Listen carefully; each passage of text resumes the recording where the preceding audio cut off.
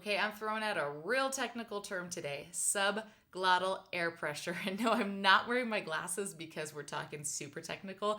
The water is out in my neighborhood, so this is what's happening today, you guys. But we are talking about subglottal air pressure. It's not as complicated as that fancy word makes it sound, but it's a really key component to understanding how to manage your air and really eliminating strain in your singing. So, welcome back to another episode of Singing Tips with LJD Studios. I'm Laura, and today we are breaking down the concept of subglottal air pressure so that you can help eliminate strain in your singing.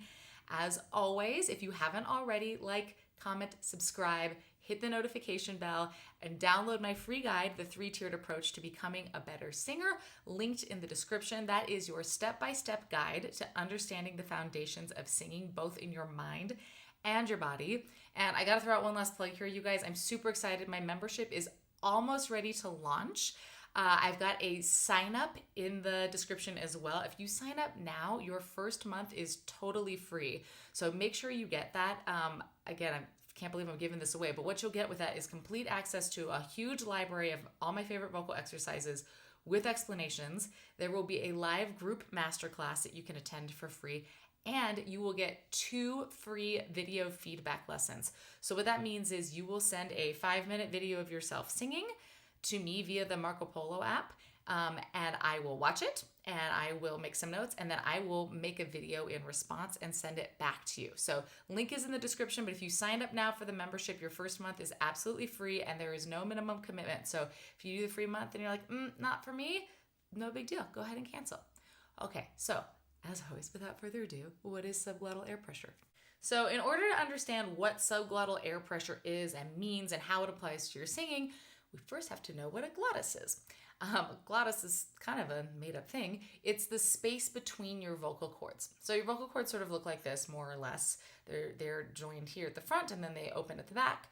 When you are phonating, which is just another fancy word for making sound, whether it's singing or speaking or yelling or screaming or whatever, when you are phonating, your vocal cords are doing this the whole time. So it's an open, close, open, close, open, close, but it's very, very fast, right? So when we talk about subglottal air pressure, it refers to the amount of air pressure beneath the glottis, right? And again, that's the space between the cords. The amount of air pressure underneath your vocal cords, the amount of time your cords spend in this position versus the amount of time your cords spend in this position is a big factor in subglottal air pressure. If you have not already seen my video on why we strain in singing and how to fix it, I kind of get into this there. Subglottal air pressure is really determined not just by how much your cords are open versus closed, but also by the way you supply air, what kind of air, whether it's fast air or slow air or big air or small air. Right? So those two things, the amount of time your cords spend open versus closed, and the way you supply air to the space of the glottis is what is going to kind of determine the tone that you make and whether or not it's the tone you want or if it's one that feels strained or easy or otherwise. So today we're just going to talk about this part of it. I've made a lot of videos on breath support, so you can check those out if you want to understand the component of driving air to the space of the glottis, but we're just going to talk about now what's happening at the vocal cord level and how to experiment with subglottal air pressure to find just the right amount to make the sound that you want to make. So when your cords spend more time in this position than they do in this position, and if you're supplying a substantial amount of air, that's going to give you a stronger tone. Now, stronger is not always better. Stronger can go over the edge into pressed, and then that's when we're going to feel strain, right? So in order to really feel an intense amount of subglottal air pressure, I want you to think like a football player and go, hut, hut, hi, right? And you feel that, hut, hut, right? That's a lot of subglottal air pressure. Fun fact, we use a lot of subglottal air pressure when we're lifting a heavy weight of like, right? All that pressure in the body gives us sort of the power to lift that really, really heavy weight. So that's too much, obviously, for singing, right? I'm using so much pressure that my cords stop phonating, the airflow stops altogether, and I just hold the pressure in my body. But it helps you realize what it feels like to kind of like tap the air back with your vocal cords. You can almost feel the air trying to burst through when you do that. Okay, so that is a lot of subglottal air pressure. And again, it's too much for singing, but it's just a way to kind of feel like what's it like to hold a lot of air back by tapping my cords down. So if you struggle with like a breathy or thin or weak sound, right, you obviously want to move more in this direction of more closure of the vocal cords. Right? And so feeling this like opposite extreme can help at the very least build up a sense of awareness of what it's like to bring your cords together. Because I think for most of us, like we only really feel our vocal cords if like we have phlegm on them and we're like, right? And we're trying to get the phlegm off. Or if we're coughing or something like that.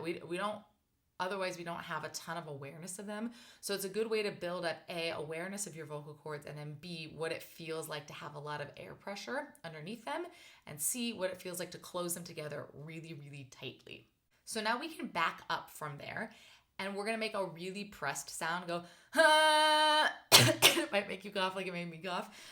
So again, not really something we're gonna use for singing, but it helps you feel that space of like, okay, here's the extreme. No airflow. Cords are clamped, right? Versus, okay, cords are still clamped pretty tight, but not so much so that there's no air coming through. That last sound that I made, in this, your cords are still doing this, but they're spending a lot more time here than they are here. Versus in the, they're just like this. That's it. Okay, and there's no air coming through. All right, so we're gonna keep backing it up from there. So still aim for a pressed sound, but not one that makes you cough, right? So you're just gonna go, ha, ha. Okay, that actually, like, I know that doesn't sound good, you guys, but that actually feels pretty good, right? That's starting to feel more like about the amount of pressure that I might want if I was trying to go for a beltier sound. Okay, so you can see what I'm doing. I'm going to this extreme of the most amount of subglottal air pressure I could have, and I'm backing it up, right? Until I kind of land where I want to be. So from there, I'm going to back it up again. I'm still going to aim for a pressed sound, but even less so than what I just did. And I could do a different vowel. I don't know why I'm doing this like honking horn sound. You could just do like a nice ah valve, like ah. Okay, now that feels pretty good, right? And I'm getting something that again is going to be a bigger sound, a more pressurized sound, but a healthy sound and a sustainable sound. Okay, so that's how we go from using this extreme of lots of subglottal air pressure and backing it up to maybe arrive at where we want to arrive at. Now, if you want to go even further, let's say you want more of like a head voice or neutral or folky sound, right? You don't want so much power. Just back it up again. Then I can back it up again. That seemed a little breathy to me, so I'm going to go right, until I kind of find that balance. You could also use this to help you find that elusive mixed voice, right? Because a lot of what has to do with finding that mixed voice that we're looking for in vocal registration is finding that right balance of subglottal air pressure. So I can go back and forth between, that's more chest voice, and that's more head voice, and I'm just playing until I kind of figure out where I want to be. But what I'm playing with is how much pressure is underneath my cords, right? So again, that's working from a highly pressurized sound backwards. Now let's work from very little subglottal air pressure forwards. So to do that, now I'm just going to make an HA sound, no voice, just air. My cords are so open that there's no phonation occurring. I'm just blowing air through the space in my vocal cords. And you hear the air, but there's no voice, right? Which means my cords are not doing this, which means they're staying like this the whole time, right? Like if I called you up on the phone and I went, that'd be weird, right? But you would have no idea what it was, who it was, because there's no voice in it. Versus if I go, you can hear something of my voice in that. You still might not be able to guess who it was, but you can hear, like, okay, there's pitch, maybe it's a woman, right? There's voice in that versus, so this is the opposite extreme over here of glottis totally open. There's like no subglottal air pressure. All the air is coming out. Okay. Now you are going to add a little bit of voice to that, but it's still going to be predominantly a breathy sound. And careful you don't pass out when you do this. This always makes me feel a little bit lightheaded. And then you're going to make it a little bit less breathy. And maybe you start to try to like make it a sung tone. Okay, and now I make it a little less breathy. A little less breathy. And it's interesting, you guys, I'm just noticing this as I'm doing this in my own voice. When I'm working from breathy toward, or like no subglottal air pressure toward more subglottal air pressure, I naturally land in more of a classical head voice dominant style. When I'm working from extreme amount of subglottal air pressure backwards, I land more in that contemporary chest voice dominant style. So that's one thing to consider when you're like, which end of the spectrum should I start at? If you start with less subglottal air pressure, you'll probably land more toward head voice. Why? Because head voice has more airflow or less subglottal air pressure.